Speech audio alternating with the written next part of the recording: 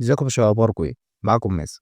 في الفيديو ده يا جماعه احنا هنتكلم مع بعض عن حاجه مهمه جدا جدا وما ينفعش ان احنا ننساها، الا وهي يا باشا الاشكال. ايه الاشكال وايه اهميتها؟ او الشيبس بس هي دورها او ليها ادوار مهمه كتير. هي العناصر اللي بتبقى جوه التصميم بتاعك، هي المربعات اللي بيبقى فيها الصور اللي جوه التصميم بتاعك، وهي يا باشا ليها دور مهم جدا جدا ومتنوعه جدا في الشغل بتاعها. يعني على سبيل المثال تخيل كده معايا ان انت مثلا على سبيل المثال عايز تعمل تصميم او عايز تعمل شغل، ما انت اكيد هتحتاج العناصر في الشغل بتاعك. هتحتاج إيه بقى في العناصر بتاعك؟ هتحتاج مثلًا إنك تعمل مربع، إنك تعمل مثلًا على سبيل المثال line، هتحتاج حاجات كتير أوي، أوي، ممكن دايرة، ممكن مثلث، ممكن نجمة، ممكن تضيف صورة، وخلّي بالك في حتّة الصورة دي عشان ممكن نرجع لها قريب أوي، وكل ده هنشوفه مع بعض. تمام. أول حاجة يا باشا هنتكلم مع بعض على الأشكال. الأشكال مهمة جدًا، جدًا، جدًا، وبيخش فيها حاجات كتير أوي في الشغل، وكل شكل منهم ليه العناصر الخاصة بيه. بس ما تنسوش قبل ما نبدأ، بس لو الفيديو عجبكم ما تنسوش تعملوا له لايك وسبسكرايب وشير عشان الفيديو ينتشر ويوصل لأكبر عدد ممكن من الناس.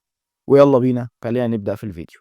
دلوقتي بسم الله الرحمن الرحيم كده ادي اول حاجة عندي مثلا على سبيل المثال ادي المربع مثلا. المربع ليه خصائص. اول حاجة لما انت بتدوس على المربع كده على سبيل المثال هتلاقي هنا في الاربع نقط دول ظهروا، دول الراديوس بتاعة المربع لحد أمّا بيوصل لدرجة إن هو يتحول دايرة. هتلاقي واحدة من فوق يمين، واحدة من فوق شمال، واحدة من تحت شمال، واحدة من تحت يمين، وهتلاقي التحكم بينهم أهُم. لمّا بتدوس على دي تقفلها بيظهر 45 اللي هو إيه الكُلّه، يعني لو دوست 20 هيغيّر كُلّه. طب لو دوست مثلًا على سبيل المثال هنا 1 غيّر دي بس، طب لو دوست مثلًا على دي 1 هاغيّر دي بس، وعمل هنا شكل اللي هو الشكل المتوازي الأضلاع ده، اللي هو إيه، ضلعين يعني الزاوية بتاعتهم أحَدّ من الزاوية دي، مش فاكر أنا الشكل ده اسمه إيه. الحاجة التانية، عندي هنا دايرة، الدايرة دي ليها برضه خصائص تانية مختلفة. اختصار أصلًا المربع عشان برضه قبل ما ننسى ونخش الموضوع ده، اختصار المربع بيكون بالمناسبة R، اختصار الدايرة بيكون O، ده منطقي جدًا. هتلاقي هنا عندك أهو في 3 نقط. أول نقطة النقطة دي، النقطة دي لو أنت دوست على النقطة اللي في النُص دي، فهي بتعمل لك فراغ، وممكن لو أنت قطعتها كده وجيت يمين، إيه اللي يحصل؟ تجيب لك الشكل كده جزء منه، وده مفيد للناس اللي بتعمل حاجات زي الcharts وحاجات زي اللي هي الرسم البياني والgraph والحاجات دي. طيب، هتلاقي برضه عندك هنا دي يا باشا دورها إن هي تفتح لك المربع أو تفتح لك الدايرة سوري أكتر وأكتر، تفتح لك الدايرة أكتر وتسيب فراغ فيها. طب دي بتلعب على الزاوية بتاعة الدايرة، إن هي تغيّر لك زاوية الدايرة، بُص هتلاقي زاويتها بتتغيّر هنا معاك.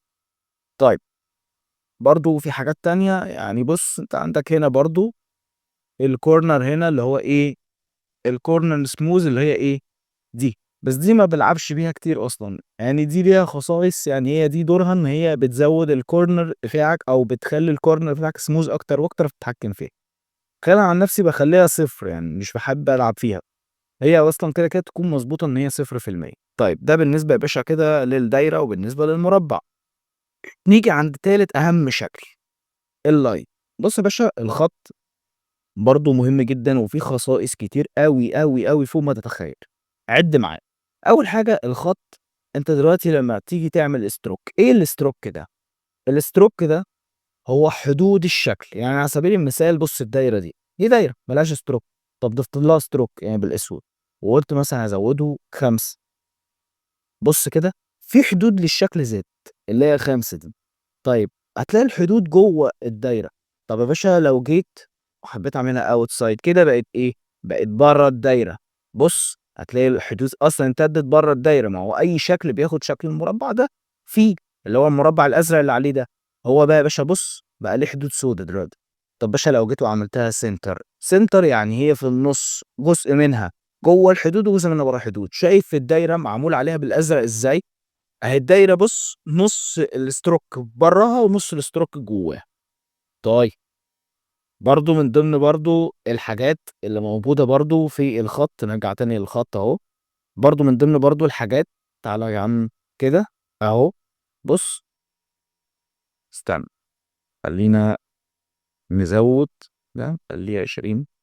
بُص أهو، الstroke على فكرة في اسمه ده في الخط بيبقى بنفس اللون، ما هو كده هو خط، يعني هو لون واحد، فاهم الفكرة؟ فأنت الخط كذلك برضه كده، حتى لو ضِفت له لون مش هيتضاف، ليه؟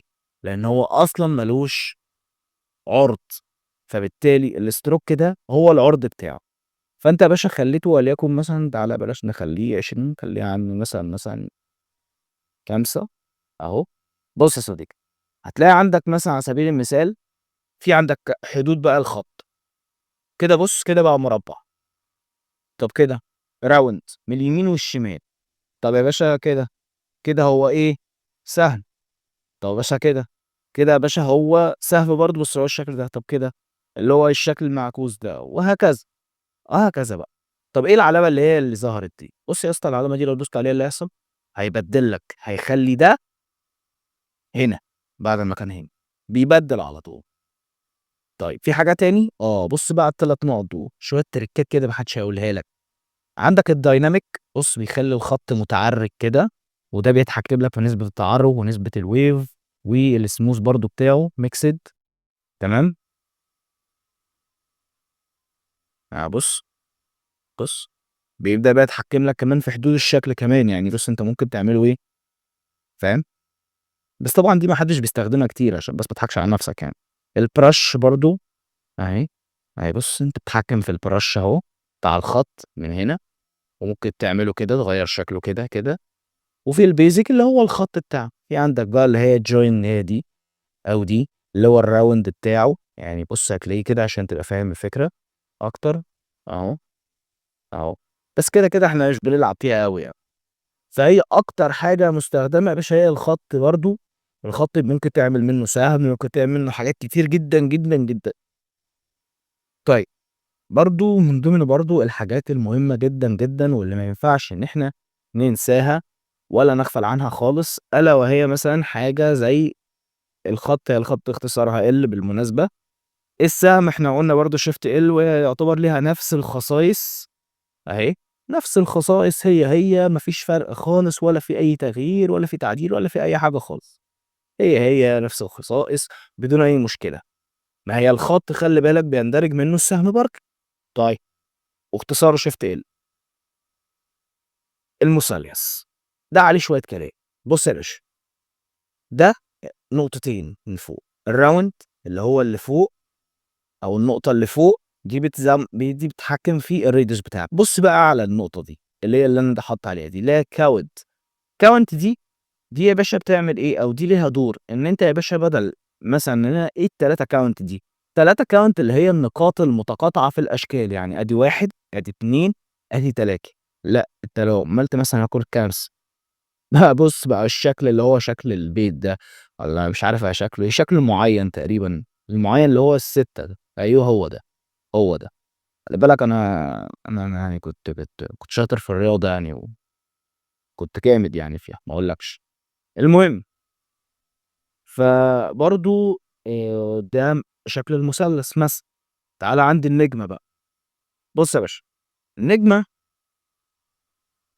أمّا تيجي فيها 3 نقط، دي بتتحكم لك في الround بتاعك، إحنا كده قلبنا على بسيط أوي، دي تتحكم لك في رُفع وتُخن النجمة، طب دي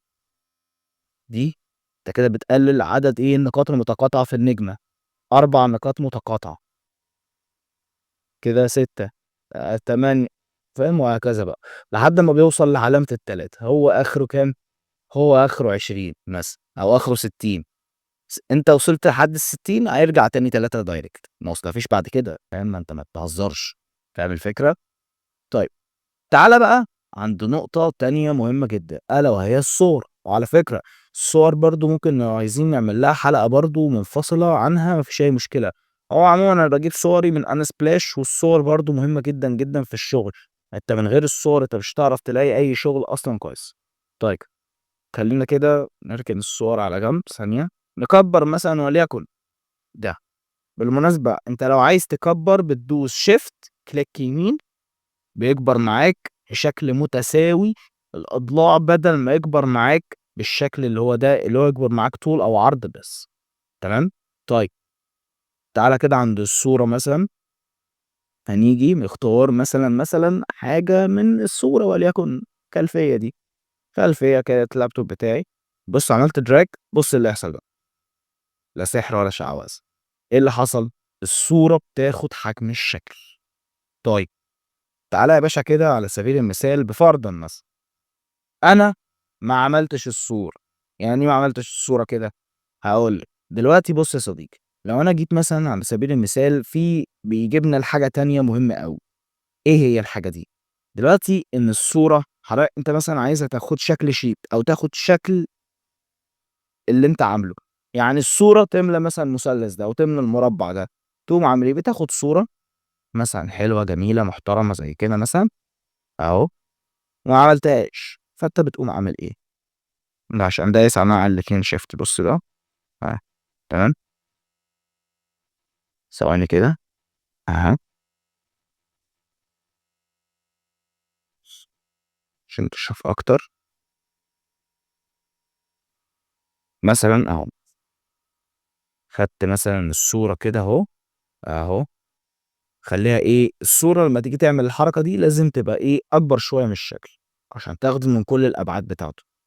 لمّا بتعمل select على الاتنين كده، بُص، Figma بيقرا إن في شكل تحت الصورة، بيظهر لك هنا أداة الtool دي اسمها select أهي الtool دي.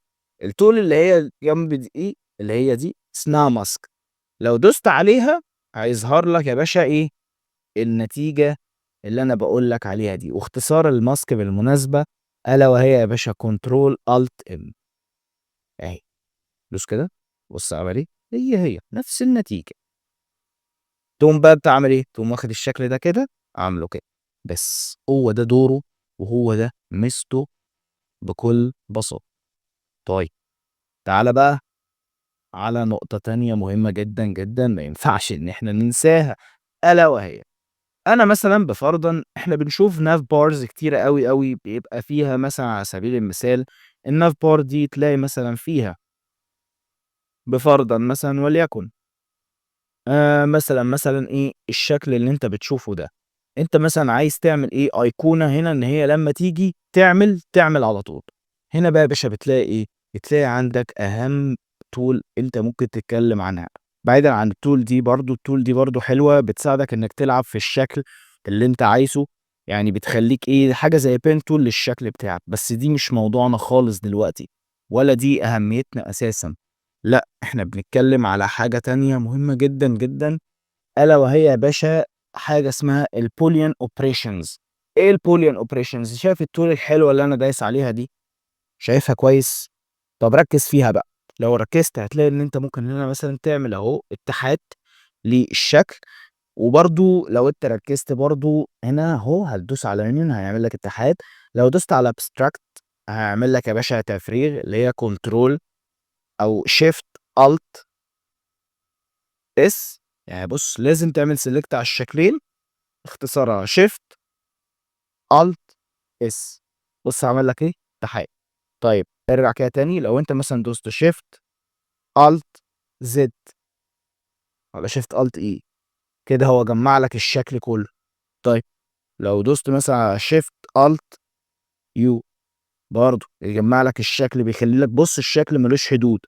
طب يا باشا لو جيت مثلًا أهو control مثلًا أهو، جيت دوست مثلًا على shift alt F مثلًا، برضه نفس النظام، فهتلاقي إن هو هنا بيساعدك إن أنت تفرّغ شكل، يعني شكل الدايرة ده يتفرّغ يبقى في المربع، يعني مثلًا أهو لو أنت جيت أهو دوست shift alt S والّا shift alt U أهو، بيبدأ إيه، يجمّع لك الshift والّا shift alt E مثلًا، نفس النظام برضه، وهكذا، هو ده دوره. طيب برضه من ضمن برضه الحاجات اللي أنا عايز أتكلّم معاك عليها ألا وهي حاجة اسمها الflatten. إيه الflatten دي؟ لو جيت يا باشا أهي دوست عليها كده اللي هي alt shift F بيعمل إيه؟ بيجمّعه لك كلّه في شكل واحد بس بُص بقى الفرق، هو خَد منّه copy كده أصلًا، بس بُص عمل إيه، هو خَد لك منّه شكل واحد أهو، خده لك كده copy وجمّعه لك، جمّعه لك في شكل vector لا تعرف تفُكّه ولا تعرف تعمل له أي حاجة. تمام. حتى الدايره بص انت اخرك تلعب في الدايره كايه بالبين تول، لكن ما تقدرش تفكها. غير مثلا لو حتى لو انت عملت ده جروب سيلكشن، انت هتقول لي ما هو ما فيش فرق بينه وبين الجروب، اقول لك لا في فرق كبير. بص كده الدايره تقدر تاخدها تبعد، لكن الفلاتن لا، بيحول لك كل حاجه لجروب.